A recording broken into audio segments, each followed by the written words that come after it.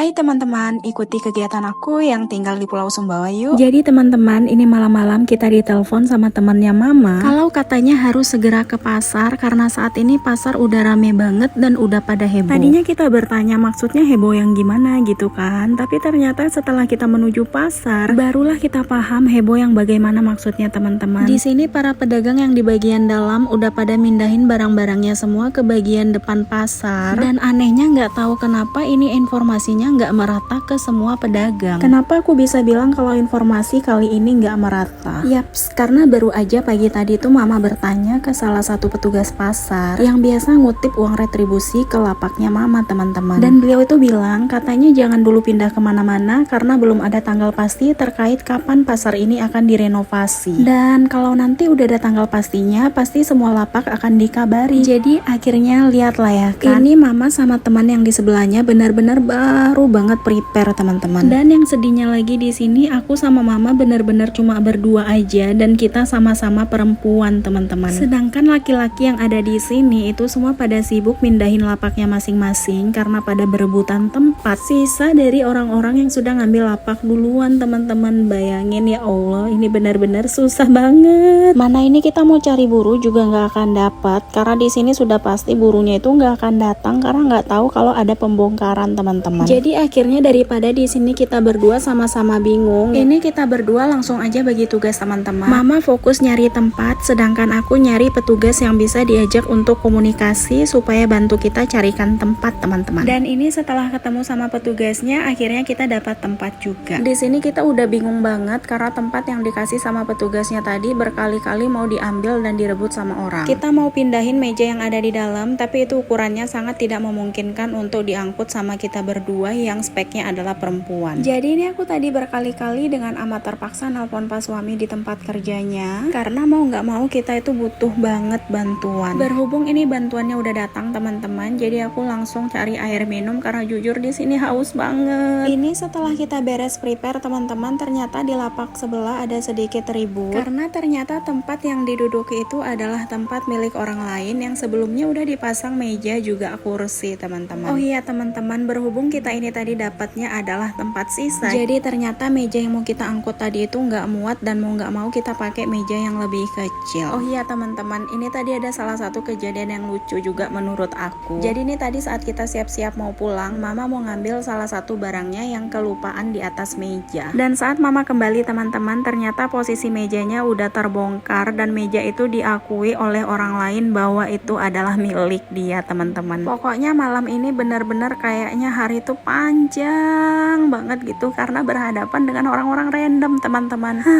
Ya udahlah ya, semoga aja ini renovasinya nggak lama sehingga kita juga nggak semakin bingung di luar sini teman-teman.